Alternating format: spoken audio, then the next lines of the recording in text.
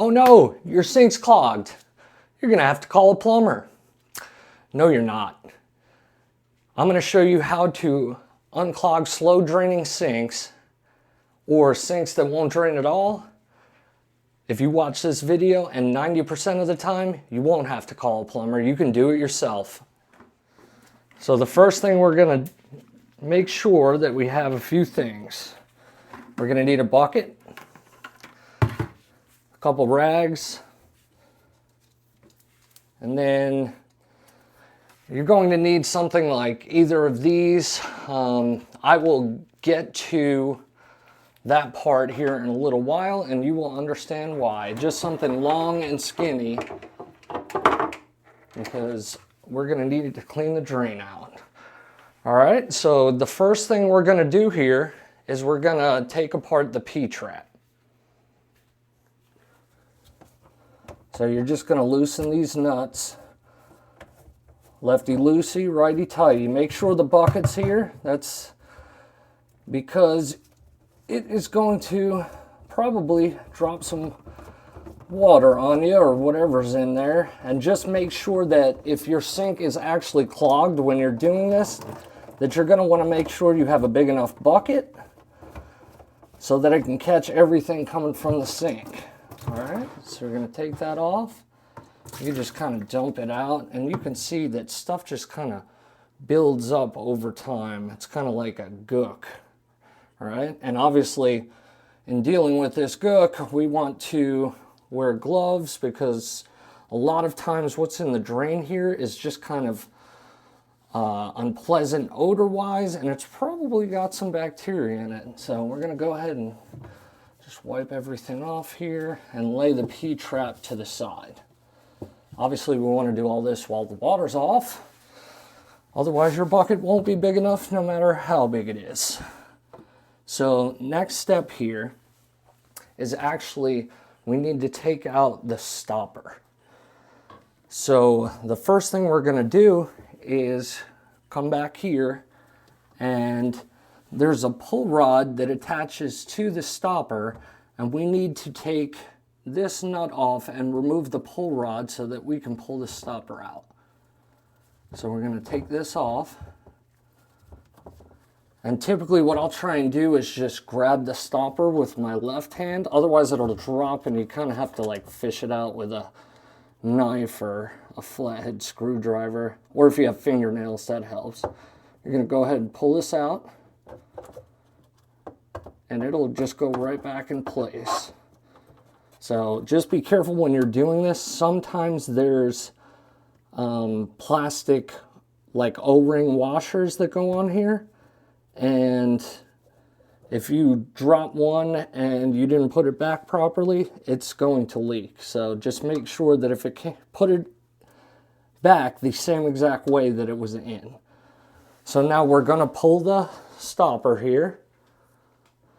And you see that there's always a bunch of gunk that builds up, whether it's hair from shaving, toothpaste, whatever decides to cling inside of your drain here is ultimately going to build up and catch more stuff. So we are going to now grab some toilet paper. Just grab a bit of toilet paper. I'll just grab it real quick. Got some toilet paper here. What we're going to do is actually stuff it right in the top of the drain here. Just like that. And we're going to push it all the way through. And it's cleaning the sides. And as it goes through, we're going to take that long object and we're going to help guide it. So we're going to go ahead and push this all the way through. And it's going to drop down in this bucket here. And what comes out sometimes is pretty gnarly, so good luck finding your surprise. I do this drain pretty regularly. It's at my house, so it shouldn't be too bad. But yeah, that's kind of nasty. You just go ahead and drop it in there. Right, now your drain is clean. Right? You've probably got some soot and different things into your P-trap. So what I'm going to do is actually leave the bucket here, and I'm going to wash this out. Typically I'll go outside and just put the garden hose in here and blow it out, because you really, you have a bucket there, but you don't want to try and risk it cleaning this thing out. So we're going to go ahead and put this back on once it's all cleaned out, and we're going to tighten everything up.